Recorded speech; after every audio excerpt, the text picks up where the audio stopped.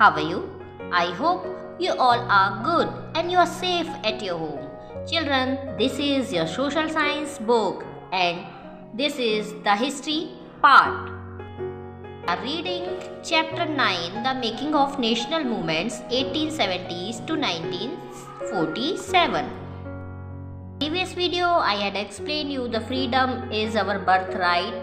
That means the slogan was given by the Bal Gangadhar Tilak, and also we had studied about the Lala Lajpat Rai and so many revolutionary violence movements. Okay. Today's subtopic is the growth of mass nationalism. This is the page number 114. So let's start.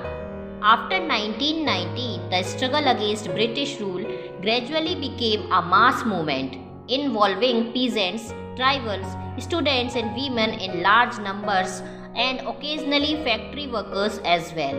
Certain business groups too began to actively support the Congress in the 1920s. Why was this so? The First World War altered the economic and political situations in India. It led to a huge rise in the defense expenditure of the government of India. The government in turn increased taxes on individual incomes and businesses' profits, increased military expenditure, and the demands for war supplies led to a sharp rise in prices which created great difficulties for the common people. On the other hand, business groups reaped fabulous profits from the war. As you have seen, chapter 7, the war created a demand for industrial goods, jute bags, cloths, rails, and caused a decline of imports from other countries into India. So, Indian industries expanded during the war, and Indian business groups began to demand greater opportunities for development. The war also lead the British to expand their army. Villages were pressurized to supply soldiers for an alien cause. A large number of soldiers were sent to serve abroad. Many returned after the war with an understanding of the ways in which imperialist powers were exploiting the peoples of Asia and Africa, and with a desire to oppose colonial rule in India. Furthermore, in 1917, there was a revolution in Russia. New about peasants and workers, struggles and ideas of socialism circulated widely, inspiring Indian nationalists. 19 का जो struggles हुआ था British government के ख़िलाफ़, वो धीरे धीरे बहुत बड़े मूवमेंट में बदल गया. उसमें फिर पीजेंट्स जो थे, ट्राइबल्स थे, स्टूडेंट, वीमेन, बहुत बड़ी संख्या में फैक्ट्री वर्कर्स, इन सभी ने पार्टिसिपेट करना शुरू कर दिया. इसी के साथ साथ जो बिजनेस ग्रुप्स के जो लोग थे, उन्होंने भी एक्टिवली सपोर्ट किया. 1920 में कांग्रेस को उन्होंने काफ़ी सपोर्ट किया. अब ये सब कैसे हो पाया? का बहुत बड़ा कारण जो था वो फर्स्ट वर्ल्ड वार था. फर्स्ट वर्ल्ड वार जब हो रही थी तो ब्रिटिशर्स उन्होंने फर्स्ट वर्ल्ड वार में पार्टिसिपेट किया हुआ था और हमारे भारत के सैनिकों को भी वहाँ पर उन्होंने भेजा हुआ था. तो बहुत ज़्यादा डिफेंस सुरक्षा के लिए उनका क्या हुआ, बहुत ज़्यादा एक्सपेंडिचर होने लगा, बहुत ज़्यादा खर्च होने लगा. हमारे भारत में उस समय ब्रिटिश गवर्नमेंट थी तो उन्होंने इसके लिए टैक्सेस बढ़ा दिए. बिजनेस प्रॉफिट्स बढ़ाने के लिए और ज़्यादा उन्होंने दूसरे तरीके अपना लिए. उसके साथ साथ जो मिलिट्री का एक्सपेंडिचर था वो भी काफ़ी ज़्यादा बढ़ गया. सप्लाई क्योंकि बढ़ गई, मिलिट्री के वार की वजह से मिलिट्री की जो चीज़ें थी उनकी डिमांड ज़्यादा बढ़ चुकी थी, तो उसके लिए उन्होंने जो प्राइजेस थे वो भी हाई कर दिए. ये सारी चीज़ों की वजह से क्या हो रहा था, जो कॉमन पीपल हो रहे थे वो बहुत ज़्यादा सफ़र कर रहे थे, उन्हें बहुत ज़्यादा परेशानियों का सामना करना पड़ रहा था. जो बिजनेस ग्रुप्स थे वो इस सब का बहुत ज़्यादा फ़ायदा उठा रहे थे, उनको वार से काफ़ी प्रॉफिट मिल रहा था.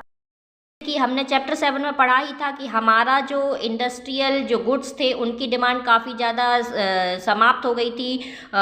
जो ब्रिटिशर्स थे उन्होंने हमारे यहाँ के जो बिजनेस थे उनको लगभग समाप्त कर दिया था. जो इंडियन इंडस्ट्रीज़ थी छोटे छोटे जो उद्योग थे उन सभी को जो है वो लगभग डेक्लाइन की कंडीशन में आ गए थे। तो इंडियन बिजनेस ग्रुप्स जो थे उन्होंने डिमांड की कि उन्हें भी डेवलपमेंट के लिए ज़्यादा अपॉर्चुनिटीज़ प्रोवाइड की जाएं। जो ब्रिटिशर्स थे वो विलेजर्स को और भी ज़्यादा लोगों को हमारे देश की जनता को प्रेशराइज कर रहे थे कि वो जो सोल्जर्स हैं उनके काम की चीज़ें बनाएं, और इसके लिए उन्हें बहुत ज़्यादा परेशान भी किया जाने लगा। बहुत सारे सोल्जर्स जो थे हमारे देश के वो अब्रॉड चले गए थे, तो उसकी वजह से जो यहाँ के जो लोग थे, जो उनके फैमिली मेम्बर्स थे, वो भी बहुत ज़्यादा परेशान हो रहे थे। यदि वो इच्छा से नहीं जाना चाहते तो उन्हें प्रेशराइज करके भेजा जाता। तो ये सारी चीज़ें थी जिससे कि लोग जो थे वो बहुत ज़्यादा ब्रिटिश गवर्नमेंट से नाराज़ हो गए थे, और फिर उन्होंने उनसे नाराज़गी के रूप में उन्होंने विद्रोह शुरू कर दिए।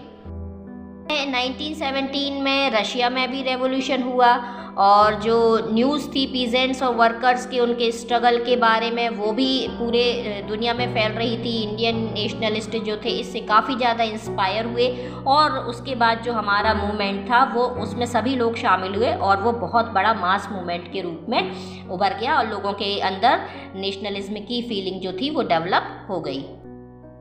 The advent of Mahatma Gandhi.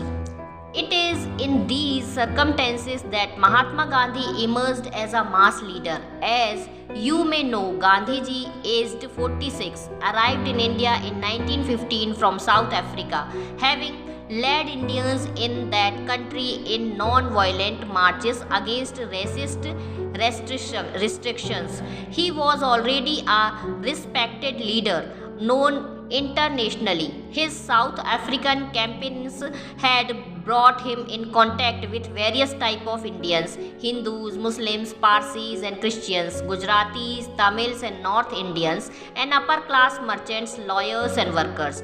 Mahatma Gandhi spent his first year in India traveling throughout the country, understanding the people, their needs and the overall situation. His earliest interventions were in local movements in Champaran, Kheda and Ahmedabad, where he came into contact with Rajendra Prasad and Vallabhbhai Patel. In Ahmedabad, he led a successful mill workers strike in 1918. Let us now focus in some details on the movements organized between 1919 and 1922. Mahatma Gandhi के बारे में तो जानते ही हैं। South Africa में भी उन्होंने racism के ख़िलाफ़ में बहुत ज़्यादा मूवमेंट्स किए, और इसलिए वो बहुत ज़्यादा पॉपुलर थे। ना सिर्फ साउथ अफ्रीका में बल्कि भारत में भी गुजराती, तमिल, नॉर्थ इंडियंस के बीच में वो बहुत ज़्यादा फेमस थे। हिंदू, मुस्लिम, पारसीज, क्रिश्चियंस, ये सभी उन्हें पसंद करते थे। इसके साथ साथ अपर क्लास के जो मर्चेंट्स थे, लॉयर्स थे, वो सब भी उन्हें काफ़ी ज़्यादा पसंद करते थे। महात्मा गांधी ने जब भारत लौटे साउथ अफ्रीका से, तो उन्होंने 1 साल पूरे देश में ट्रैवल किया, लोगों की आवश्यकताएं और सिचुएशन उनको समझने का प्रयास किया। उन्होंने फिर लोकल मूवमेंट्स कुछ चलाए, जैसे चंपारण में चलाया, खेड़ा में चलाया, ये सारे। और इसके बाद वहीं पर उनकी मुलाकात राजेंद्र प्रसाद और वल्लभ भाई पटेल से हुई। अहमदाबाद में उन्होंने मिल वर्कर्स के साथ मिलकर के स्ट्राइक की 1918 में, जो कि सक्सेसफुल हुई। चलिए 1919 से 1922 के बीच में बहुत सारे मूवमेंट्स हुए, उनके बारे में अब हम नेक्स्ट वीडियो में देखेंगे। मेन जो मूवमेंट्स थे उनके नेम आप इसमें देख सकते हैं, जैसे कि रॉलेट सत्याग्रह, खिलाफत मूवमेंट हुआ, खिलाफत एजिटेशन, नॉन कोऑपरेशन मूवमेंट हुआ। सबको आप डीपली पढ़ लेंगे, उसके बाद मैं कल के वीडियो में इन्हें एक्सप्लेन करूंगी।